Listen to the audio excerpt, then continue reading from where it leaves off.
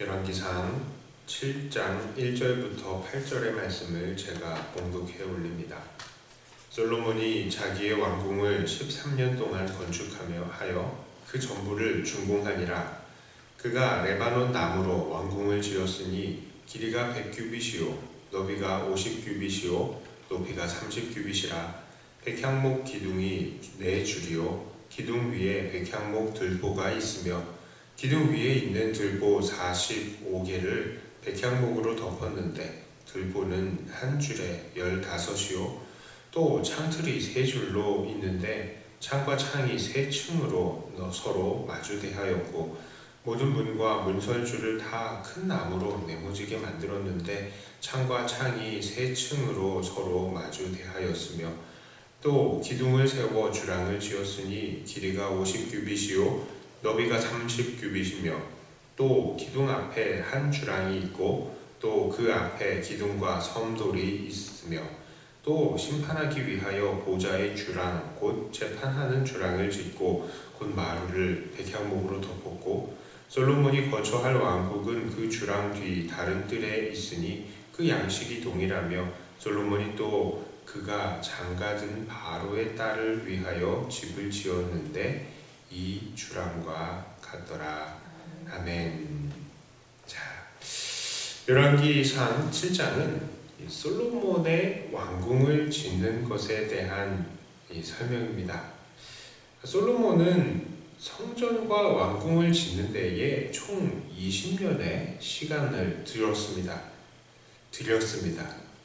그런데 그 내용을 보면 너무 아쉬운 부분들이 많이 있습니다. 그 내용을 한번 확인해 보겠습니다. 첫 번째로 솔로몬의 왕궁의 건축 기간입니다. 1절을 보면은 왕궁이 건축되는 데의 기간은 13년이 들었다라고 합니다. 그런데 성전은 몇 년 동안 지어졌습니까? 바로 한 절만 위로 올라가서 6장 38절을 보면요, 성전은 7년 만에 지어졌다라고 합니다. 이것만 보아도 벌써 우리는 느낌이 좋지 않습니다. 지금 솔로몬이 하나님의 성전보다 자기의 왕궁에 신경을 더 많이 쓰는 것 같은 기분이 들기 때문입니다. 20년 동안 지었다라고 하니까 먼저 이 성전을 지은 것이 맞습니다. 그래서 7년 짓고요. 그 다음에 13년이 걸려서 자기 왕궁을 지었어요. 자, 어떤 사람들은 이렇게 생각할 수도 있겠습니다. 솔로몬이 하루라도 빨리 성전에서 예배 드리고 싶어서 그렇겠지요. 이렇게 말이죠. 좋습니다. 100번 양보해서 그렇게 좋게 생각해 줄 수도 있겠습니다. 자, 그런데 여기서 우리는 두 번째 가슴 아픈 점을 발견합니다. 그것은 바로 솔로몬 왕궁의 규모입니다. 자, 오늘 본문의 2절에 이 왕궁의 규모에 대해서 이야기를 하고 있습니다. 그 규모가 보니까요, 길이가 100규빗, 너비가 50규빗, 높이가 30규빗이다 이렇게 이야기합니다. 그러면 성전의 규모는 어땠을까요? 그 딱 한 장, 전장 2절, 바로 전장의 동일한 두 번째 절 2절에 솔로몬의 성전에 대해서 이야기를 하고 있는데요, 거기서 말합니다. 길이가 60규빗, 너비가 20규빗, 높이가 30규빗. 높이는 똑같아요. 그런데 지금 길이와 너비가 솔로몬의 왕궁이 성전보다 거의 2배가 큰 것을 볼 수 있습니다. 자, 이걸 보면서 우리는 다윗이 처음 성전을 만들려고 했을 때를 기억해 봅니다. 다윗이 왜 성전을 지으려고 했었습니까? 자기는 백향목 궁에 거하는데 하나님은 저 장막에 거하는 것이 가슴 아파서 성전을 짓고 싶다고 하나님께 소원을 아는 것입니다. 그런데 지금 솔로몬은 이 성전을 짓는다고 하면서 자기의 궁전도 성전보다 2배나 더 크게 지어놓았습니다.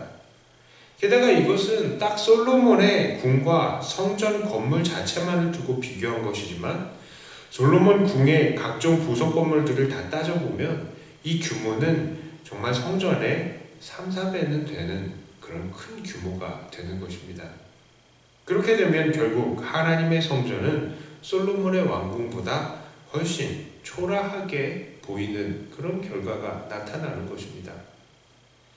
세 번째로 본문에서 발견할 수 있는 것은 참 안타까운 점은 바로 바로의 딸을 위해서 또 집을 지어주었다는 것입니다. 8절의 말씀이죠. 솔로몬이 거처할 왕궁은 그 주랑 뒤 다른 뜰에 있으니 그 양식이 동일하며, 솔로몬을 위해서 했어요. 그 다음에 또 솔로몬이 또 그가 장가든 바로의 딸을 위하여 집을 지었는데 이 주랑과 같더라. 솔로몬은 바로의 딸을 위해서도 집을 지었습니다. 그런데 그냥 지은 것도 아니죠. 그 집의 규모와 양식은 솔로몬의 이 왕궁과 똑같은 것이었다라고 합니다. 이게 무슨 말을 합니까? 솔로몬의 권위와 바로의 딸의 권위가 똑같다는 것이죠. 그리고 당연히 이 바로의 딸의 궁의 규모도 성전을 압도하는 규모인 것입니다. 이 사실은 솔로몬이 지금 바로에게 어떠한 입장인지를 잘 보여주고 있습니다. 솔로몬은 화평을 구의해서 주변 나라의 공주들과 결혼을 해왔었고, 그 과정에서 가장 강대국인 애굽의 공주와도 결혼을 했습니다. 그리고 지금 이 애굽 공주를 가장 중요하게 여겨주고 있다는 것입니다. 이렇게 오늘 본문의 솔로몬 궁의 건축의 모습을 통해서 우리는 어떤 경고를 받습니까? 첫 번째로, 우리는 하나님의 영광을 가로채지 않는 그런 삶을 살아야 하는 것입니다. 솔로몬은 성전의 바로 옆에 2배, 3배나 되는 그런 규모의 왕궁을, 그것도 성전보다 더 정성을 들여서 짓는 것을 통해서 결국 하나님께 돌려줘야 할 영광을 자기에게 돌리게 되는 그런 결과를 만들었습니다. 우리는 그렇게 살아서는 안 됩니다. 무엇을 해도 하나님이 먼저고 오직 하나님만이 영광을 받으실 수 있도록 우리는 최선을 다해야 하는 것입니다. 사람들이 우리를 칭찬할 때가 있을 것입니다. 우리를 높이려고 할 때도 있을 것입니다. 바로 그 자리에서도 나의 나된 것은 하나님의 은혜입니다 라는 사실을 고백하고 하나님의 인도하심, 하나님의 능력을 드러내며 하나님께 영광을 돌릴 수 있는 그런 사람들이 되어야 하겠습니다. 두 번째로, 우리는 교회를 귀하게 여겨야 합니다. 솔로몬은 하나님보다 자기 자신을 위해서 더 많은 시간과 정성과 물질을 사용했습니다. 우리는 그렇게 살아서는 안 됩니다. 물론 우리 자신의 존재는 소중한 것입니다. 우리 몸은 주님께서 값주고 사신 귀중한 존재이기 때문입니다. 그러나 우리 주님께서는 우리만큼 그리고 더 교회를 중하게 여기십니다. 왜냐하면 우리 교회는 주님의 몸이기 때문입니다. 그러므로 내가 잘 되는 것도 중요하지만 내가 잘 되는 것보다 더욱더 주님의 몸인 교회가 잘 될 수 있도록 우리는 최선을 다해야 하는 것입니다. 그래서 우리는 우리의 이웃들이 혹시 믿음에서 떨어진 부분들은 없는지 돌아보아야 하고 그들을 도와서 건강한 주님의 몸을 만들어갈 수 있어야 하겠습니다. 그리고 우리가 함께 더 즐겁게 신앙생활을 할 수 있도록 필요한 것들도 공급하고 또한 물질적으로도 헌신할 수 있어야 하는 것입니다. 우리가 주님의 몸입니다. 교회를 생각하시는 저와 여러분들이 되기를 바랍니다. 세 번째로, 우리는 하나님만 의지하는 삶을 살아야 합니다. 솔로몬은 강대한 힘을 가지고 또한 뛰어난 지혜를 선물로 받았음에도 불구하고 싸우는 것을 피했습니다. 그래서 이웃나라의 공주들과 결혼을 하고 결국 그것은 하나님을 떠나 이후 우상 숭배로 발전하게 되어버렸습니다. 솔로몬은 왜 그렇게 싸움을 피했겠습니까? 싸움을 두려워했을까요? 아니면 귀찮아했을까요? 그 이유는 모르겠습니다. 그러나 확실한 것은 그가 지금은 바로의 눈치를 보아야 한다는 것입니다. 오늘날의 시각으로 본다면 어떤 사람들은 그런 솔로몬의 모습이 바로 전략적인 외교의 모습입니다 라고 칭찬할 수 있을 줄 모르겠습니다. 그러나 하나님의 입장에서 본다면 그것은 분명히 하나님을 향한 충분한 순종이 아니며 하나님을 철저하게 의지한 결과가 아닌 것입니다. 애굽은 어떤 나라입니까? 이스라엘 민족이 종살이 하던 나라입니다. 그래서 하나님께서는 그 애굽으로 다시는 가지 말라고 했던 그런 나라입니다. 왜 그렇습니까? 다시 종의 신분으로 돌아가지 말라는 의미잖아요. 그러나 지금 솔로몬은 외교라는 핑계에 의해서 자처해서 애굽의 종같이 살고 있게 되는 것입니다. 오늘날 우리는 이것을 주의하면서 오직 하나님만 의지하는 삶을 살아야 합니다. 오늘날 우리나라도 그렇죠. 참 주변에 그 나라들이 우리나라를 쥐고 흔들고 영향을 끼치려고 합니다. 그러나 우리를 구원하는 것은요, 미국도 아니고 중국도 아니고 러시아도 아닙니다. 우리를 구원하는 것은 민주주의도 공산주의도 아닙니다. 오직 하나님만이 우리를 구원하시는 것입니다.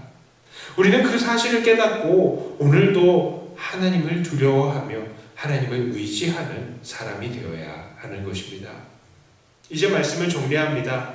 오늘 솔로몬의 왕국 건설을 통하여서 우리는 큰 도전을 받습니다. 솔로몬은 하나님의 성전보다 훨씬 더 자기 왕궁을 위해 시간과 정성과 물질을 들였고 또 바로의 딸을 위해서도 그러하였습니다. 이것은 큰 잘못입니다. 그런데 오늘 성경은 솔로몬이 이런 잘못들을 하는데 그것들에 대해서요, 아무런 평가를 하지 않아요. 평가를 하지 않았습니다. 이게 정말로 더 무서운 일입니다. 왜냐하면 이런 솔로몬의 죄악들은 점점 눈덩이처럼 커져서 결국 어느 한순간에 빵! 터지는 폭탄과 같은 그런 이 큰 죄악의 결과를 초래하기 때문입니다. 그러므로 우리도 우리의 삶을 돌아보면서 평가해야 합니다. 우리도 우리의 삶을 평가하지 않으면 어느 순간 우리 죄악은 점점 눈덩이처럼 커지다가 결국 하나님 앞에 더 큰 죄악의 모습으로 나타날 수도 있게 되는 것이기 때문입니다. 그러므로 오늘도 하나님의 영광만을 생각하며 교회를 섬기며 오직 하나님만을 의지하는 삶을 통해서 하나님께 기쁨만 올려드리는 저와 여러분들이 다 되시기를 주님의 이름으로 축복합니다. 기도합니다. 하나님 아버지, 하나님께 복을 많이 받았는데도 그 복을 온전히 복되게 하지 않고 그것으로 결국 자기에게 화를 쌓는 솔로몬의 모습들을 보았습니다. 하나님, 혹시 우리의 모습이 그런 모습이 아닌지 돌아봅니다. 하나님께서 우리에게 주신 복들을 가지고 하나님께 영광을 돌리고 또 교회를 섬겨나가고 오직 하나님만 더 의지하는 우리가 되어야 할 것인데 자꾸 하나님께서 우리에게 주신 여러 가지 복들 그것에만 만족하고 그것으로 나 자신을 채우려고 하고 하나님보다 정말 나를 위해서 살고 하나님에 의지하지 않고 다른 사람들을 의지하는 그런 모습을 우리가 살고 있는 것은 아닌지 돌아봅니다. 하나님, 이 시간에 모든 것들을 다 내려놓고 철저하게 하나님 앞에 엎드리는 우리들이 되게 하여 주시옵소서. 오직 하나님의 영광을 위해 주의 몸된 교회를 위해 오직 하나님만을 의지하는 그런 삶을 살며 하나님께 기쁨이 되는 우리가 되게 하여 주시옵소서. 하나님, 지금 우리나라가 그리고 전 세계가 처한 이 상황 또한 하나님께 맡겨드립니다. 하나님께서 뜻하신 그때에 이 세계를 다시 한번 정상적으로 돌려놓으실 것이지만 우리가 또 기도합니다. 하나님, 속히 이 모든 것들이 또 정상화되고 하나님 안에서 다시 한번 우리가 평화를 되찾을 수 있게 해주시고 우리가 함께 모여서 예배하고 함께 모여 찬양하며 서로를 격려하는 때에 자유로울 수 있는 날이 또 속히 오게 하여 주시옵소서. 특별히 하나님, 우리가 기도할 때마다 주님과 가까이 만나는 우리가 되게 하여 주시고 주님께서 우리에게 하나님의 그 큰 뜻을 깨닫게 하여 주셔서 날마다 기도하는 가운데에 주님을 닮아가는 우리들이 되게 하여 주시옵소서. 감사를 드리며 우리 주 예수님 이름으로 간절히 기도드리옵나이다. 아멘. 하늘에